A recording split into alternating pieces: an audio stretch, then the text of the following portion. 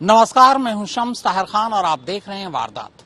श्रद्धा के कत्ल के करीब 3 से 4 महीने बाद तक आफताब ने श्रद्धा का सर घर में फ्रिज के अंदर रखा हुआ था। इस दौरान वो अक्सर फ्रिज खोलता और श्रद्धा का चेहरा देखता। दरअसल वो श्रद्धा का सर फेंकना नहीं चाहता था, क्योंकि उसे डर था कि ऐसा करने से कत्ल का राज खुल जाएगा। दिल्ली पुलिस ने 6000 से भी ज्यादा पन्नों में श्रद्धा मर्डर केस की चार्जशीट अदालत में दाखिल कर दी है। इस चार्जशीट में आफताब और श्रद्धा की दोस्ती, प्यार, झगड़े और कत्ल की पूरी कहानी दर्ज है।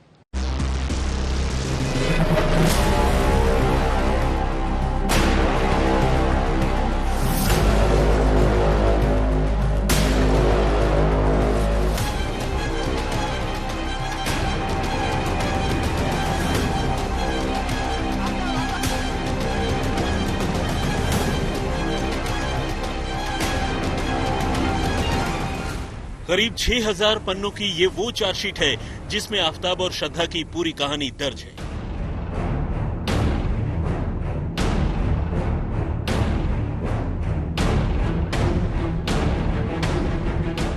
कब और कैसे आफताब और श्रद्धा एक दूसरे से मिले, दोनों ने क्यों लिव इन में रहना शुरू किया, दोनों के बीच क्यों झगड़ा होता था, दोनों मुंबई से दिल्ली क्यों आए और फिर दिल्ली में आफताब ने श्रद्धा का कत्ल क्यों किया। ये चार्जशीट मंगलवार को दिल्ली पुलिस ने अदालत में दाखिल कर दी है। चार्जशीट की एक कॉपी आज तक के पास भी है। तो आइए इसी चार्जशीट के जरिए आफताब की जुबानी श्रद्धा के कत्ल की पूरी कहानी सुनते हैं। 2018-19 की बात है, जब बम्बल ऐप के जरिए आफताब की मुलाकात श्रद्धा से हुई। तब श्रद्धा एक कॉल सेंटर में काम किया करती थी। धीरे धीरे दोनों में पहले दोस्ती हुई और फिर प्यार हुआ, मगर दोनों के ही घर वाले इस रिश्ते के लिए राजी नहीं थे। इसी के बाद उन्होंने नया गांव में किराए का एक मकान लिया और दोनों साथ रहने लगे, मगर कुछ वक्त बाद ही दोनों में झगड़ा होना शुरू हो गया। आफताब दूसरी लड़कियों से भी बातें किया करता था और इसी को लेकर श्रद्धा उससे अक्सर झगड़ा करती थी। कई बार झगड़े के दौरान आफताब श्रद्धा के साथ मारपीट भी करता था। एक बार तो श्रद्धा ने आफताब के खिलाफ मुंबई पुलिस में शिकायत भी लिखाई थी। बाद में दोनों ने अपने रिश्ते में सुधार लाने के लिए बैकपैकिंग ट्रिप का प्लान बनाया। इसके बाद दोनों 28-29 मार्च 2022 को मुंबई से निकल पड़े। सबसे पहले दोनों हरिद्वार पहुंचे, फिर वहां से ऋषिकेश, देहरादून, मसूरी, मनाली और चंडीगढ़ घूमते हुए पार्वती वैली पहुंचे। पार्वती वैली में ही उनकी मुलाकात बद्री नाम के एक शख्स से हुई, जो दिल्ली के मेहरौली में छतरपुर पहाड़ी इलाके में रहा करता था। करीब 1.25 महीने तक उत्तराखंड, पंजाब और हिमाचल घूमने के बाद आफताब और श्रद्धा 5 मई 2022 को बद्री के घर छतरपुर पहाड़ी पहुंचे। वहां दोनों करीब 8-10 दिन तक रुके। यहाँ भी दोनों में अक्सर झगड़ा हुआ करता था। दोनों के बीच इस झगड़े को देखते हुए ही बद्री ने उन्हें अपने घर से जाने को कहा। इसी के बाद 16 मई 2022 को दोनों ने एक प्रॉपर्टी डीलर के जरिए छतरपुर पहाड़ी में ही पहली मंजिल पर एक घर किराए पर ले लिया। मुंबई से आने के बाद 2 महीने से दोनों लगातार बेरोजगार थे। ज्यादातर पैसे खर्च हो चुके थे। क्रेडिट कार्ड से ही जरूरी खर्चा चल रहा था। इसे लेकर भी दोनों में जब तब झगड़ा होता था। 17 मई को श्रद्धा अपने एक दोस्त से मिलने गुरुग्राम गई थी। गुरुग्राम से वो वापस 18 मई की दोपहर करीब 2 बजे घर लौटती है। इस बात को लेकर आफताब और श्रद्धा में फिर से झगड़ा शुरू होता है, मगर कुछ देर बाद दोनों शांत हो जाते हैं। फिर जोमेटो से दोपहर के खाने का ऑर्डर देते हैं।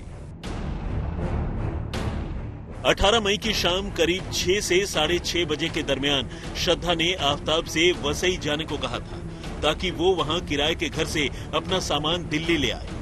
आफताब का वसई का टिकट भी बुक था, लेकिन आफताब ने तबीयत ठीक न होने का बहाना कर वसई जाने से मना कर दिया। इस पर श्रद्धा और आफताब में फिर से झगड़ा हुआ। श्रद्धा ने गुस्से में आफताब को गालियां देनी शुरू कर दी। इस पर आफताब ने श्रद्धा को पकड़कर फर्श पर पटक दिया। फिर उसकी छाती पर बैठकर दोनों हाथों से तब तक उसका गला दबा कर रखा, जब तक कि उसकी मौत नहीं हो गई। बाद में उसने श्रद्धा की लाश बाथरूम में छुपा दी। कत्ल के बाद आफताब ने तय किया था कि वो श्रद्धा की लाश के छोटे छोटे टुकड़े कर उसे एक बड़े से ब्रीफकेस में रखकर कहीं फेंक आएगा।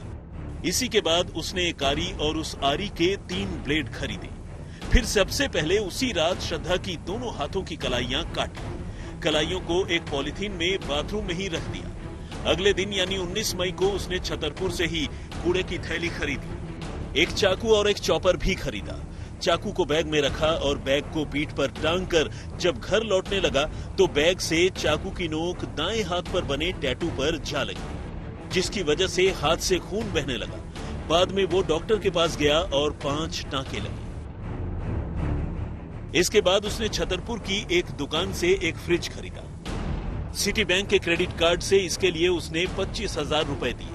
दुकानदार ने 19 मई की शाम को ही फ्रिज उसके घर भिजवा दिया था।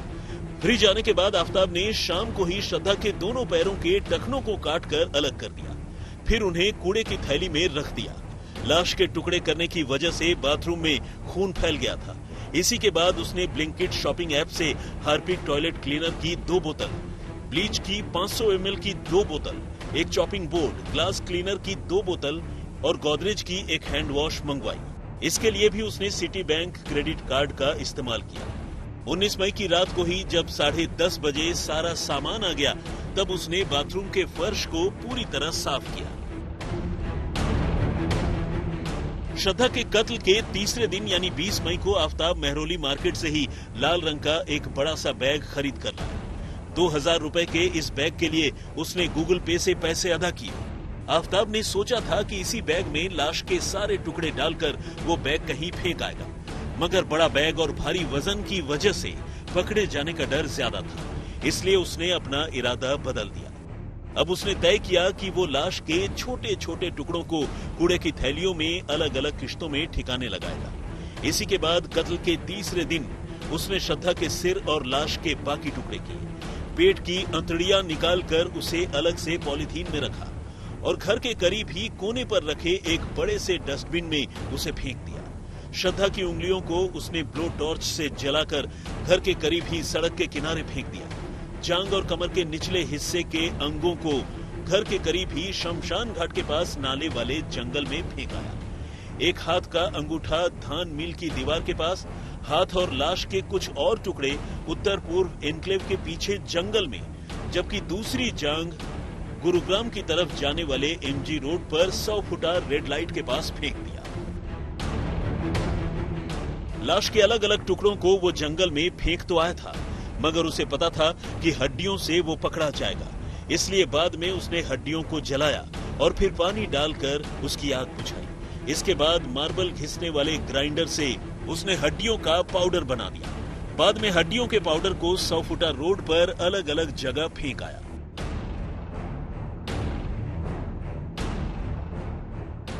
श्रद्धा के कत्ल को अब 3 से 4 महीने हो चुके थे, लेकिन श्रद्धा का सर, धड़ और बाहें अब भी उसने घर में फ्रिज के फ्रीजर में ही रखा हुआ था।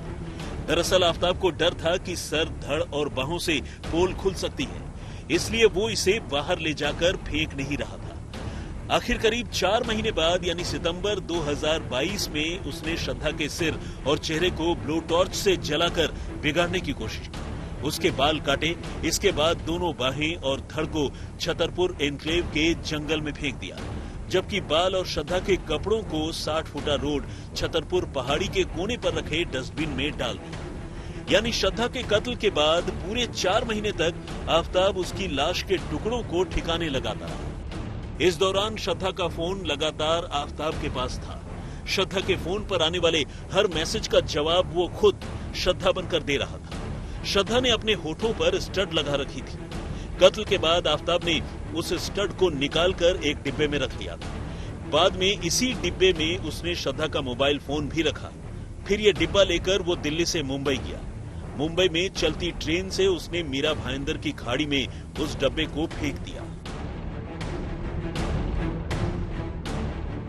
चार्जशीट की पूरी कहानी ये बताती है कि 18 मई को श्रद्धा का कत्ल करने के बाद अगले 4 महीने तक श्रद्धा का सिर और चेहरा उसी फ्रीजर में रखा होता है, जिस फ्रिज का इस्तेमाल आफताब रोजाना कर रहा था। जाहिर है फ्रिज खोलते हुए अक्सर उसे श्रद्धा का चेहरा नजर आता होगा। बेशक वो चेहरा बर्फ से ढका हुआ ही क्यों न।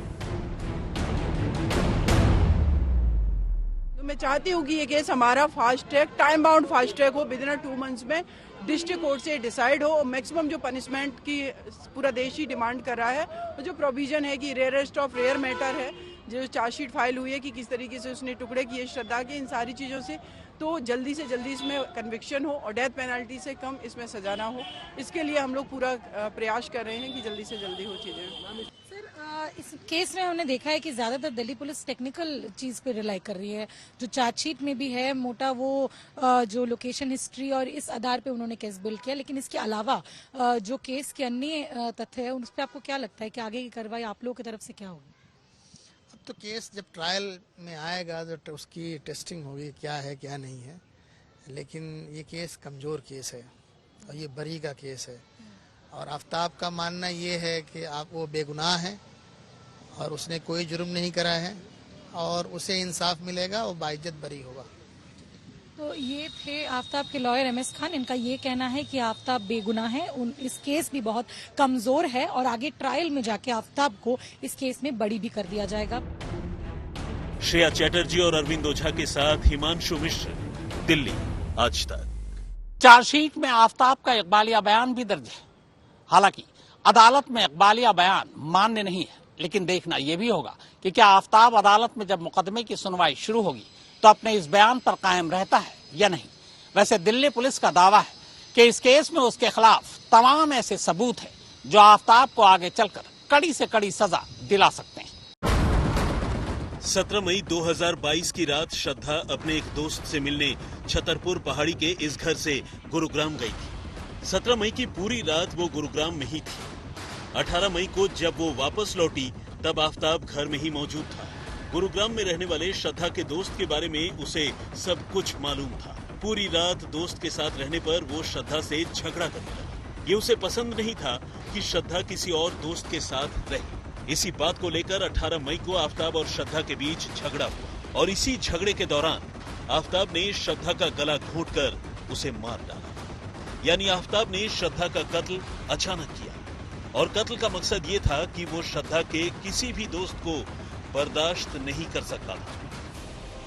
यानी चार्जशीट में एक तरह से श्रद्धा के कत्ल की वजह को लेकर अब तक जो तमाम बातें सामने आ रही थी उस पर विराम लगा दिया। अब तक ये कहा जा रहा था कि आफ्ताब श्रद्धा से पीछा छुड़ाना चाहता था, वो उससे शादी नहीं करना चाहता था, बल्कि यहाँ तक कहा गया कि खुद श्रद्धा आफ्ताब को छोड़ना चाहती थी और इसी वजह से श्रद्धा का कत्ल हुआ। लेकिन चार्जशीट के जरिए अब पहली बार श्रद्धा के कत्ल की असली वजह सामने आई है। दिल्ली पुलिस की चार्जशीट में आफ्ताब की उन शातिर हरकतों का भी तफसील से जिक्र है जिन्हें उसने कानून से बचने के लिए अंजाम दी। मसलन श्रद्धा की जान लेने के बाद लोगों को गुमराह करने के लिए आफ्ताब अगले 10-12 दिनों तक उसके मोबाइल फोन का इस्तेमाल करता रहा। उसकी कोशिश थी कि अगर आने वाले दिनों में श्रद्धा के कत्ल या गुमशुदगी की बात सामने भी आती है तो भी उसके मोबाइल फोन के जरिए ये लगे कि श्रद्धा तो जिंदा थी। पुलिस ने चार्जशीट में जिक्र किया है कि उसके पास श्रद्धा की 18 मई की सीसीटीवी फुटेज भी है, जब वो गुरुग्राम से लौटकर सुबह तकरीबन 11 बजे अपने फ्लैट में पहुंची थी। चार्जशीट में दिल्ली पुलिस ने श्रद्धा के कत्ल के लिए आफ्ताब को इकलौता आरोपी बनाया है। यानी श्रद्धा के कत्ल की साजिश में कोई और शामिल नहीं है। श्रद्धा के कत्ल से लेकर लाश के टुकड़ों को ठिकाने लगाने का काम आफ्ताब ने अकेले ही किया। आफ्ताब ने श्रद्धा का कत्ल और लाश के टुकड़े करने के लिए कई हथियारों का इस्तेमाल किया था। चार्जशीट के मुताबिक इनमें से कई हथियार अब तक नहीं मिले हैं। चार्जशीट के मुताबिक आफ्ताब के खिलाफ एक मजबूत केस तैयार करने के लिए पुलिस ने तमाम पहलू से न सिर्फ मामले की जांच की, बल्कि हर छोटे बड़े सबूत भी इकट्ठा किए। साइंटिफिक मेथड के तहत खून, हड्डियां, DNA test, polygraph, narco, layered voice spectrograph जैसे तमाम सबूत इकट्ठा किए गए। कुछ एडवांस टेस्ट के लिए नमूनों को हैदराबाद के लैब भी भेजा गया। साइंटिफिक जांच के अलावा केस को मजबूत करने के लिए तमाम डिजिटल एविडेंस भी हासिल किए गए। इनमें आफ्ताब और श्रद्धा के mobile phone, laptop, dating app, social media के तमाम अकाउंट और यहां तक कि जीपीएस लोकेशन को भी ट्रैक किया गया। साइंटिफिक और डिजिटल एविडेंस के अलावा केस की कड़ियों को जोड़ने के लिए सीसीटीवी कैमरों से बरामद फुटेज को भी चार्जशीट में एक अहम सबूत के तौर पर पेश किया गया। चार्जशीट के मुताबिक श्रद्धा मर्डर केस की तफ्तीश के लिए 9 अलग अलग टीमें बनाने के अलावा एसआईटी का भी गठन किया गया था। केस से जुड़े सबूत हासिल करने के लिए दिल्ली और गुरुग्राम के अलावा हिमाचल प्रदेश, हरियाणा, उत्तराखंड और महाराष्ट्र में भी टीमें भेजी गई। आफ्ताब ने श्रद्धा से जुड़े कुछ सबूत महाराष्ट्र में छुपाए थे। चार्जशीट में इस बात का भी खुलासा किया गया है कि श्रद्धा के कत्ल की जानकारी कत्ल होने के करीब 6 महीने बाद पुलिस को मिली थी। इस दौरान श्रद्धा की लाश के टुकड़े कर आफ्ताब उन्हें अलग अलग जगहों पर फेंक चुका था। चार्जशीट के मुताबिक उसने श्रद्धा के ज्यादातर टुकड़े छतरपुर में मेहरौली के जंगलों में ही ठिकाने लगाए थे। आफ्ताब की निशानदेही पर मेहरौली के जंगल से ही श्रद्धा की लाश के कुछ टुकड़े मिले जो डीएनए में श्रद्धा के पिता से मैच कर गए थे। श्रेया चैटर्जी और अरविंद ओझा के साथ हिमांशु मिश्र, दिल्ली, आज तक। तो वारदात में फिलहाल इतना ही, मगर देश और दुनिया की बाकी क्राइम की खबरें अब सिर्फ देखें ही नहीं बल्कि पढ़ें भी www.crimetak.in पर।